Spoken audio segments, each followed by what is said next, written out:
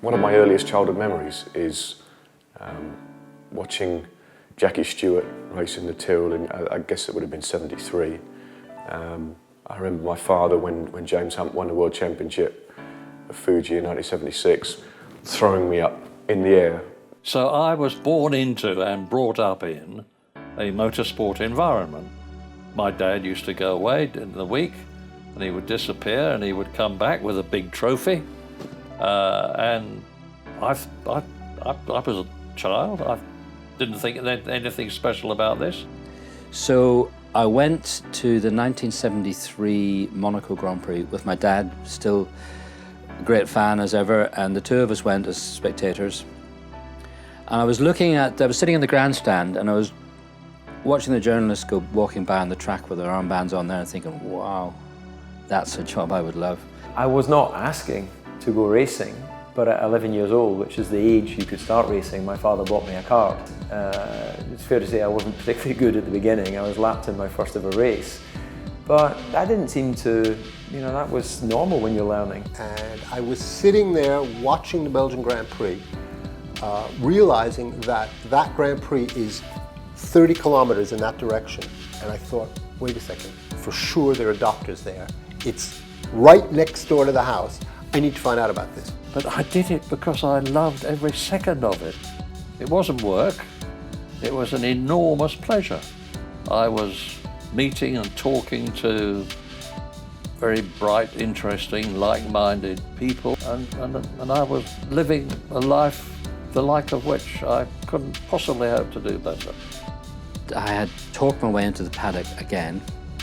I got a paddock pass, and Ian said to me, if I organised for you to go around the Nürburgring with Jackie Stewart in a BMW, could you write about it? I said, write about it, of course. So I got into this BMW with Jackie Stewart and a couple of other journalists in the back, and Jackie took us around. He'd retired, obviously, at that point.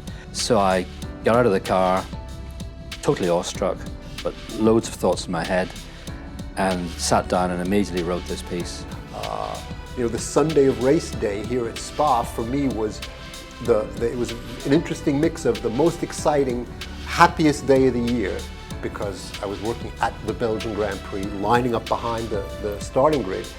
But at the same time, it was the saddest day of the year because in 2 hours, it's all going to be over and I have to wait a year for this to happen again. Did I really believe I could race in Formula One?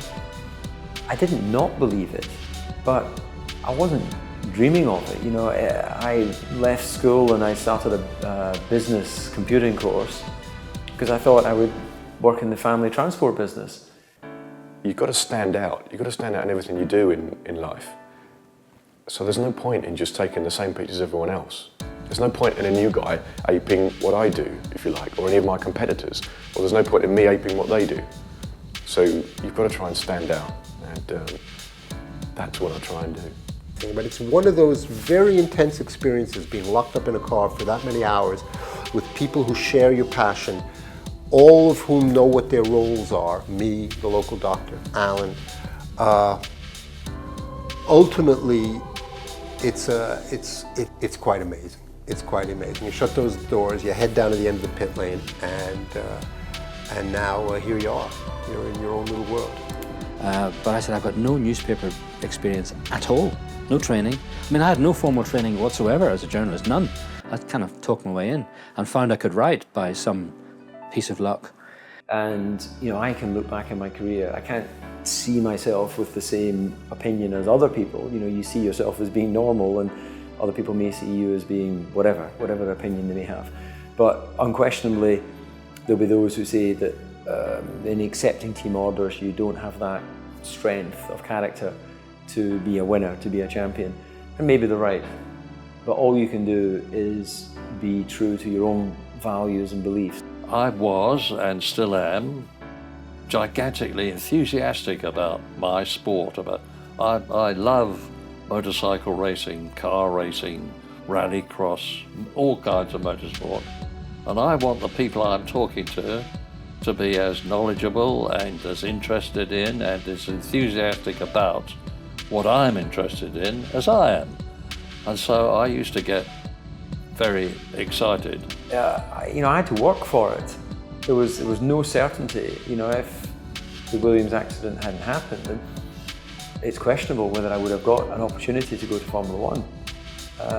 But it did happen, and fate has a way of dealing you cards at certain times, and you have to take them and play your best hand. And I ended up with a 15-season Grand Prix career. My favourite time never fails to be the hour before the start of a race. The buzz you feel, the tension you feel rising. And you can see it in the mechanics as they're getting ready, getting their overalls on out the back for a last cigarette, to getting ready to going onto the grid, to all the media there, everybody on the grid. And you notice that even people like me, all you're doing is you're going to then sit down and report it. Everybody's up a gear. The way they talk, they're slightly more up a gear and they're a bit more excited. My mindset is that every picture you should try to make beautiful and as good as you can, and have a reason for taking it, and think in your mind of how you want the end user to see it. Less is more. Do I regret anything? Of course you can look back and start picking away at certain things and you wish you hadn't done this and you hadn't done that. But I did do that. And I don't want to relive my life again. I'm here today, 42 years old, continuing my journey of life. The record books will show that I entered X amount of Grand Prix and won a few of them. They'll show that I accepted team orders. They'll show that I crashed some cars, and they'll show that I won some races. It's just, that's the career. And does anyone have a perfect career any more than anyone have a perfect life? You've got to be comfortable in what you've done. People, when they go for the first time, they're blown away by the noise. They're blown away by the speed into the corner. They're blown away by the smells you get, rubber, oil, all the rest of it. And the ground, and the vibration you get in your chest when a car goes by if you're fairly close. I mean, how could you not fail to be impressed to go to Copse Corner at Silverstone and watch them coming in there at 180 plus miles an hour, down one gear and hard on the throttle, through a corner with a blind apex?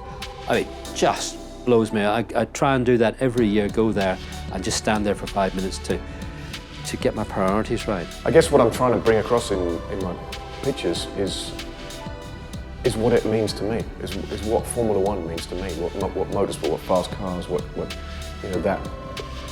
those beautiful machines, fettled and designed and worked on by the best people in the world, the best mechanics, the best designers, the best aerodynamicists. These cars are fantastically loud, fantastically fast, and it's just an assault on the senses, Formula One. Every facet of the sport. People say, well, you were a threat to them. I wasn't a threat to anybody. I was just a doctor, doing some stuff. That's not a threat. The people who run these things, the people at the head of are making a lot of money, are meeting with prime ministers. They are, quote, important people, and I wasn't a threat to anyone. But I think I was indelicate about a fair number of things. Formula One is not about finding the good drivers. Formula One is about finding the exceptional drivers, as is any sport. I see the Super League that I was never in. Michael, Mika, Lewis, Fernando, Sebastian. These guys were all exceptional talents, so they had speed and they had the consistency to win championships. I didn't have the consistency. I've always felt personally that once I get to my kind of 50s, I'm thinking, which is sadly not that far away, that I don't want to be a 50 plus year old guy running around chasing 22-year-old multimillionaires with the egos the size of small countries, trying to get a picture, trying to make them look good.